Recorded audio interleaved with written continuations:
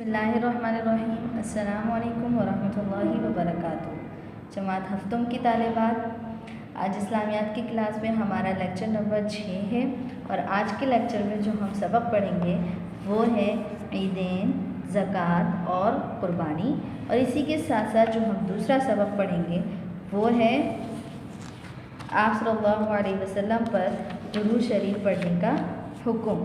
ٹھیک ہے، تو یہ دو سبق جو ہے وہ ہم آج کے لیکچر میں پڑھیں گے انشاءاللہ۔ تو سب سے پہلے جو ہے وہ بورڈ پر دیکھیے، پہلے جو ہے وہ سمجھ لیجئے، اس کے بعد آپ جو ہے وہ بلند خوانی کریں گے۔ ٹھیک ہے، دیکھیے طالبات، عیدین کا مطلب کیا ہے؟ یعنی نماز عید الفطر اور عید الاضحیٰ۔ ٹھیک ہے، تو اب یہ عیدین کا حکم ہم پڑھیں گے، زکوٰۃ اور قربانی کا پڑھیں گے، اور اسی کے ساتھ ساتھ آپ صلی اللہ علیہ وسلم پر درود شریف پڑھنے کا حکم بھی ہم آج پڑھیں گے۔ تو سب سے پہلے ہم دیکھ لیتے ہیں کہ نماز عید اور صدقہ فطر کا حکم کب نازل ہوا۔ تو دیکھیے طالبات، 28 رمضان المبارک 2 ہجری اور کو جو ہے یہ نماز عید اور صدقہ فطر کا حکم نازل ہوا، یعنی عید الفطر کی نماز کا اور صدقہ فطر کا حکم نازل ہوا۔ اور اس کو جو ہے وہ عیسوی تاریخ کیا تھی؟ عیسوی تاریخ تھی 24 مارچ 624 جو ہے وہ عیسوی جو ہے وہ یہ تاریخ تھی، اور اس کو ابھی جو ہے وہ رمضان مبارک ختم ہونے میں جو ہے وہ 2 دن باقی تھے۔ اللہ تعالیٰ کی طرف سے جو ہے وہ نماز عید اور صدقہ فطر کا حکم نازل ہوا، اور کب نازل ہوا؟ یہ 28 رمضان المبارک 2 ہجری کو۔ ٹھیک ہے، اور یہ کن آیات میں جو ہے وہ کن آیات کے ذریعے اللہ تعالیٰ نے اس کا حکم دیا؟ وہ آیات یہ ہیں، قد افلح من تزکا وذکر اسم ربہ فصلی۔ اس کا مطلب کیا ہوا کہ بے شک وہ مراد کو پہنچ گیا جو پاک ہوا اور اپنے پروردگار کا نام کا ذکر کرتا رہا اور نماز پڑھتا رہا۔ اس آیت کی تفسیر میں جو ہے وہ حضرت عبداللہ بن عمر رضی اللہ عنہ کا جو ہے وہ یہ بیان ہے کہ پہلی آیت سے مراد جو ہے وہ صدقہ فطر ہے۔ کیا مراد ہے؟ صدقہ فطر، جبکہ دوسری آیت سے جو ہے وہ کیا مراد ہے؟ نماز عید الفطر۔ ٹھیک ہے، تو ان آیات کے ذریعے جو ہے وہ نماز عید اور صدقہ فطر کا حکم نازل ہوا۔ ٹھیک ہے، اور اس حکم کے نازل ہونے کے بعد جو ہے یکم شوال 2 ہجری میں جو ہے وہ مسلمانوں نے پہلی مرتبہ آپ صلی اللہ علیہ وسلم کی امامت میں جو ہے وہ مدینہ منورہ سے باہر کھلے میدان میں جو ہے وہ نماز عید ادا فرمائی۔ کلیئر ہو گئی بات سب کو؟ جی دیکھیے، اب زکوٰۃ کی فرضیت کا جو ہے وہ حکم بھی جو ہے وہ کب نازل ہوا ہے؟ سن 2 ہجری میں ہی نازل ہوا ہے، اور مہینہ کون سا ہے؟ شوال۔ ٹھیک ہے، تو شوال 2 ہجری میں جو ہے وہ زکوٰۃ کی فرضیت کا حکم نازل ہوا، اور جو ہے یہ بات آپ سب جانتے ہیں کہ کلمہ شہادت کے اقرار کے بعد جو ہے وہ جو دوسرا ستون ہے نماز کا، دین کا، وہ کون سا ہے؟ نماز۔ ٹھیک ہے، یعنی دین کا جو دوسرا ستون ہے وہ کون سا ہے؟ نماز۔ اور تیسرا ستون کیا ہے؟ تیسرا اہم رکن کون سا ہے؟ زکوٰۃ ہے۔ ٹھیک ہے، اور زکوٰۃ کا ذکر جو ہے وہ قرآن کریم میں عموماً جو ہے وہ نماز کے ساتھ ہی کیا گیا ہے، یعنی اس سے جو ہے وہ ہم زکوٰۃ کی اہمیت کا اندازہ لگا سکتے ہیں کہ زکوٰۃ جو ہے وہ دینا جو ہے وہ کتنا اہم ہے اور کتنا ضروری ہے ہمارے لیے۔ کلیئر ہوگی بات سب کو؟ اب یہ دیکھ لیتے ہیں کہ زکوٰۃ کا مطلب کیا ہے۔ دیکھیے، زکوٰۃ کے لغوی معنی ہیں پاکیزگی اور صفائی۔ ٹھیک ہے، تو شرعی اصطلاح میں اس کا کیا مطلب ہوا؟ شرعی اصطلاح میں اس کا مطلب یہ ہوا کہ زکوٰۃ جو ہے وہ اس مالی امداد کو کہتے ہیں۔ امداد یعنی کسی کی مدد کرنا۔ ٹھیک ہے، تو زکوٰۃ اس مالی امداد کو کہتے ہیں جو ہر صاحب نصاب مسلمان اپنی دولت میں سے سال میں ایک دفعہ مخصوص مقدار میں ادا کرتا ہے۔ یعنی سال میں ایک دفعہ جب ایک مسلمان شخص جو صاحب نصاب بھی ہو، ٹھیک ہے، اور وہ جو ہے وہ اپنے مال میں سے ایک مخصوص مقدار میں جو ہے وہ ادا کرے، اس کو کیا کہتے ہیں؟ زکوٰۃ کہتے ہیں، یعنی یہ مالی امداد ہے، کسی کی مدد کرنا۔ ٹھیک ہے، زکوٰۃ کا جو ہے وہ اب فائدہ کیا ہے؟ دیکھیے، زکوٰۃ کا اہم ترین فائدہ جو زکوٰۃ دینے والوں کو پہنچتا ہے وہ کیا ہے؟ وہ یہ ہے کہ اس کا دل جو ہے وہ بخل سے پاک ہو جاتا ہے۔ بخل مطلب کنجوسی سے جو ہے وہ پاک ہو جاتا ہے۔ ٹھیک ہے، اور مال کی جو لالچ ہوتی ہے اس سے بھی جو ہے وہ دل پاک ہو جاتا ہے، اور اسی کے ساتھ ساتھ زکوٰۃ جو ہے وہ لوگوں کے دلوں میں جو ہے وہ ملک اور قوم اور امت مسلمہ کے ساتھ جو ہے وہ ہمدردی جو ہے وہ پیدا کرتی ہے، اور اسی طرح جو ہے وہ انفرادی طور پر جو ہے وہ کیا ہوتا ہے کہ جو ہم انفرادی مفاد کو ہم زیادہ مد نظر رکھتے ہیں، اس کی زکوٰۃ دینے کی وجہ سے جو ہے وہ انفرادی مدد کا جو ہے وہ خاتمہ، اور یعنی زیادہ جو ہے وہ ترجیح اجتماعی مفاد کو دیا جاتا ہے۔ انفرادی مفاد کو چھوڑ کر کس چیز کو دیکھا جاتا ہے؟ اجتماعی مفاد کو جو ہے وہ ترجیح دی جاتی ہے، یعنی اس پر آمادہ جو ہے وہ کرنے کا بہترین ذریعہ ہے زکوٰۃ دینا، ٹھیک ہے۔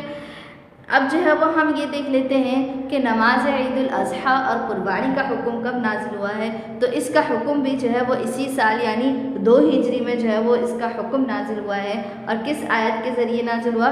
فَصَلِّ لِرَبِّكَ وَانْحَرْ، اپنے پروردگار کے لیے نماز پڑھا کرو اور قربانی کیا کرو، ٹھیک ہے۔ تو اس طرح سے جو ہے وہ اس آیت کے ذریعے 2 ہجری میں ہی جو ہے وہ کس کا حکم نازل ہوا ہے؟ نماز عید الاضحیٰ کا اور قربانی کا، ٹھیک ہے۔ تو اس حکم پر عمل کرتے ہوئے جو ہے وہ 10 ذی الحجہ 2 ہجری، اور جو ہے اس کو عیسوی تاریخ کیا تھی؟ 3 جون 624 جو ہے وہ عیسوی، اس کو جو ہے وہ مسلمانوں نے پہلی مرتبہ جو ہے وہ نماز عید الاضحیٰ ادا کی اور قربانی کی، ٹھیک ہے۔ حضرت عبداللہ بن عمر رضی اللہ عنہ جو ہے وہ فرماتے ہیں کہ ہجرت کے بعد حضور اکرم صلی اللہ علیہ وسلم نے 10 سال مدینہ جو ہے وہ مدینہ میں قیام فرمایا، اور آپ صلی اللہ علیہ وسلم نے جو ہے وہ ہر سال جو ہے وہ قربانی کی، ٹھیک ہے۔ اب جو ہے وہ ہم دیکھ لیتے ہیں آپ صلی اللہ علیہ وسلم پر درود شریف پڑھنے کا حکم، تو یہ جو ہے حکم کب نازل ہوا ہے کہ حضرت ابو ذر غفاری رضی اللہ عنہ جو ہے وہ فرماتے ہیں کہ رسول اللہ صلی اللہ علیہ وسلم پر درود شریف پڑھنے کا حکم بھی جو ہے وہ کب نازل ہوا ہے؟ 2 ہجری میں نازل ہوا ہے، ٹھیک ہے۔ اور یہ درود شریف جو ہے یہ کیا ہے؟ یہ اصل میں جو ہے وہ بارگاہ حق میں، یعنی اللہ تعالیٰ کی جو ہے وہ بارگاہ میں ایک اعلیٰ درجے کی کیا ہے؟ دعا ہے، اور آپ صلی اللہ علیہ وسلم کی ذات پاک سے جو ہے وہ کیا کرنا ہے؟ اپنی ایمانی وابستگی کا والہانہ اظہار ہے کہ ہم آپ صلی اللہ علیہ وسلم پر جو ہے وہ درود شریف پڑھتے ہیں، تو اس سے جو ہے وہ ہماری محبت کا اظہار ہوتا ہے کہ ہم آپ صلی اللہ علیہ وسلم سے کتنی یعنی جو ہے وہ محبت کرتے ہیں، ٹھیک ہے۔ اور اس کا حکم جو ہے وہ اللہ تعالیٰ کی طرف سے جو ہے وہ اپنے بندوں کو دیا گیا ہے، اور اس سلسلے میں کون سی آیت نازل ہوئی ہے؟ ان اللہ و ملائکتہ یصلون علی النبی یا ایھا الذین آمنوا صلوا علیہ وسلموا تسلیما، اللہ اور اس کے فرشتے نبی صلی اللہ علیہ وسلم پر درود بھیجتے ہیں، تو مومنو تم بھی پیغمبر پر درود اور سلام بھیجا کرو۔ تو اس آیت کے ذریعے جو ہے وہ آپ صلی اللہ علیہ وسلم پر درود شریف پڑھنے کا حکم نازل ہوا، ٹھیک ہے۔ اب یہ دیکھیے درود شریف کی خصوصیت کیا ہے؟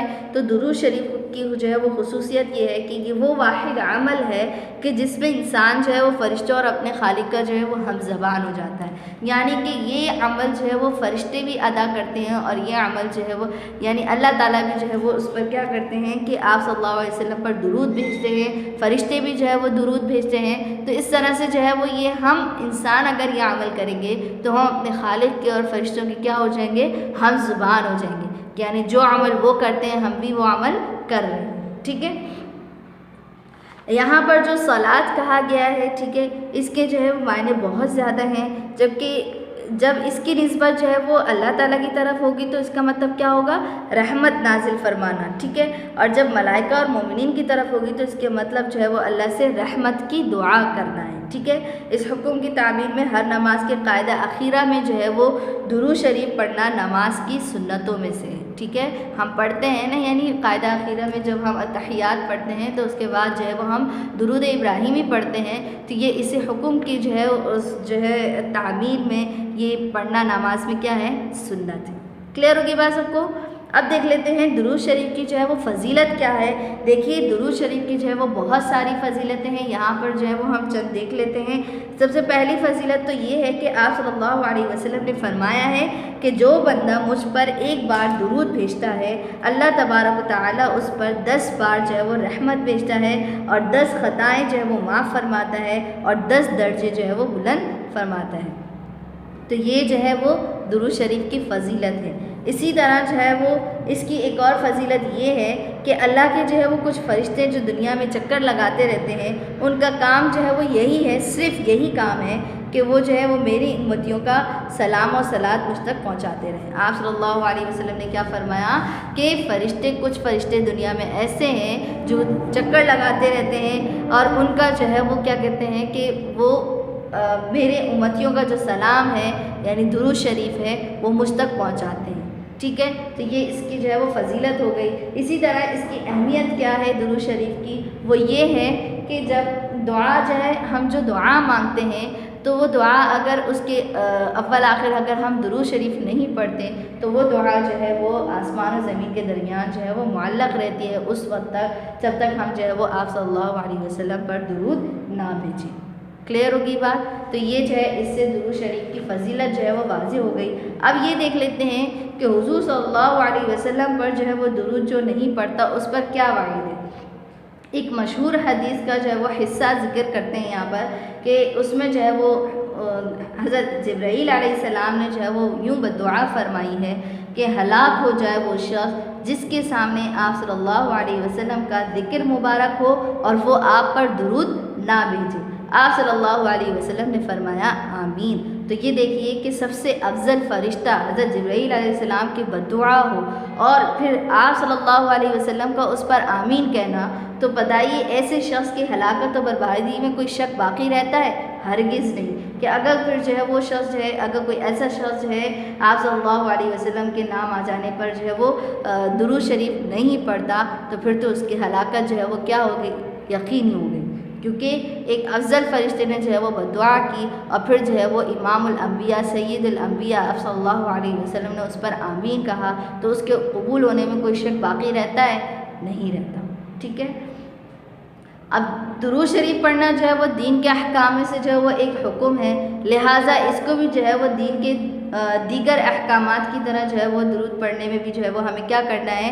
آپ صلی اللہ علیہ وسلم کی اور صحابہ کرام کے جو ہے وہ طریقوں پر عمل کرنا ہے۔ کیا کس طرح سے کہ جو ہے وہ جو درود شریف احادیث میں ذکر ہوئے ہیں صرف انہی کا جو ہے وہ ورد کرنا چاہیے، اپنی طرف سے کچھ تبدیلی یا اضافہ نہیں کرنا چاہیے۔ اس میں اضافہ کرنا یا اپنی منمانی کرنا یہ کیا ہے؟ بدعت ہے، اور بدعت جو ہے وہ آپ جانتے ہیں کہ ایک سنگین گناہ ہے، ٹھیک ہے۔ چاہے ہم جو ہے وہ ثواب کی نیت سے کریں کہ ہم اس میں اضافہ کریں ثواب مل جائے گا تو نہیں کرنا چاہیے، ٹھیک ہے۔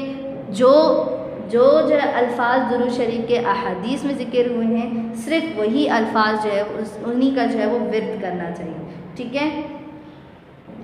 اور آپ صلی اللہ علیہ وسلم سے جو ہے وہ محبت جو ہے یہ ایمان کی بنیاد ہے، جس کے بغیر جو ہے وہ دین و ایمان جو ہے وہ نامکمل ہے، اور اسی محبت کا جو تقاضا ہے وہ یہ ہے کہ آپ صلی اللہ علیہ وسلم کا جو ہے تذکرہ زیادہ سے زیادہ کیا جائے اور آپ صلی اللہ علیہ وسلم پر درود بھیجا جائے۔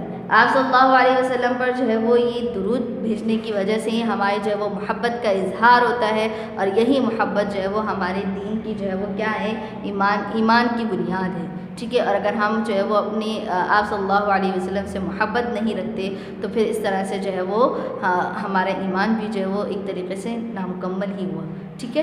تو یہاں پر جو ہے وہ یہ ہمارے اسباق مکمل ہوتے ہیں، لیکچر مکمل ہوتا ہے۔ آپ کا کام کیا ہے کہ آپ نے جو ہے وہ بلند خوانی کرنی ہے، اور ساتھ ہی ساتھ آپ نے بلند خوانی کرنے کے بعد جو ہے وہ عملی کتاب میں آپ کو کام دیا گیا ہے، پینسل سے وہ کام کر لیجئے، نشانات لگا لیجئے، پھر جو ہے وہ آپ PDF سے جو ہے اس کو ٹیلی کر لیجئے گا، ٹھیک ہے۔ تو یہ آپ کا کام ہے۔ اگلی کلاس تک کے لیے اجازت دیجیے۔ السلام علیکم ورحمۃ اللہ وبرکاتہ۔